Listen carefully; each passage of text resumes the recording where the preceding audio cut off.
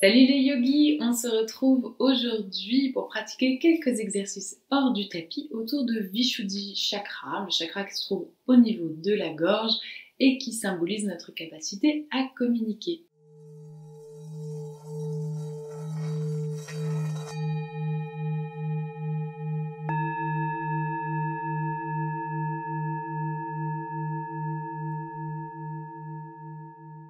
Ce que je vous propose comme exercice hors du tapis, eh bien, c'est de pratiquer l'expression de soi autour d'un projet créatif. Alors projet c'est un grand mot, après vous en faites ce que vous voulez évidemment, mais ce que je vous propose, eh bien, c'est de chercher à exprimer qui vous êtes à travers, ça peut être à travers le chant, ça peut être à travers l'écriture d'un poème ou l'écriture tout simplement, à travers la peinture, à travers la danse, à travers quelque chose qui vous fait vibrer, quelque chose que vous allez créer vous-même, ça peut être un collage aussi. Essayez de trouver quelque chose qui vous permette d'exprimer qui vous êtes de manière créative. Et une fois de plus, ça n'a pas besoin d'être un truc incroyable.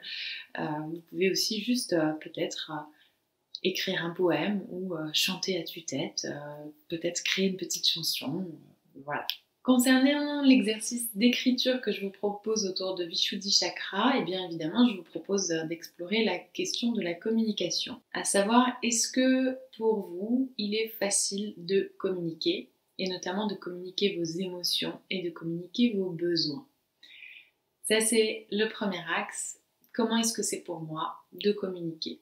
Et si c'est difficile, qu'est-ce qui est difficile pour moi dans la communication? Quelles sont les peurs qui sont liées à l'expression de ma vérité intérieure?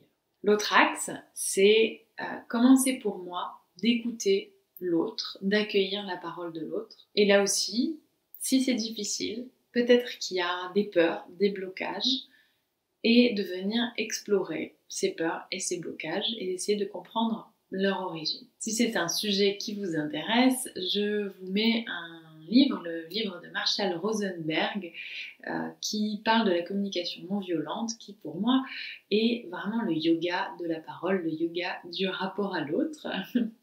donc voilà, c'est encore une autre piste de réflexion.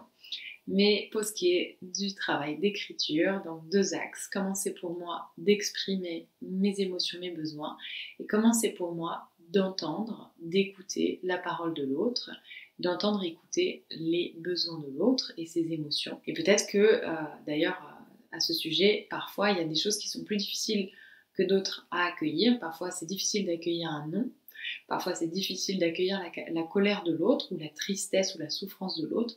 Donc voilà, je vous invite à aller creuser un petit peu de ce côté-là. Je vous souhaite une très belle exploration de la communication et on se retrouve pour Ajna Chakra, le chakra de l'intuition.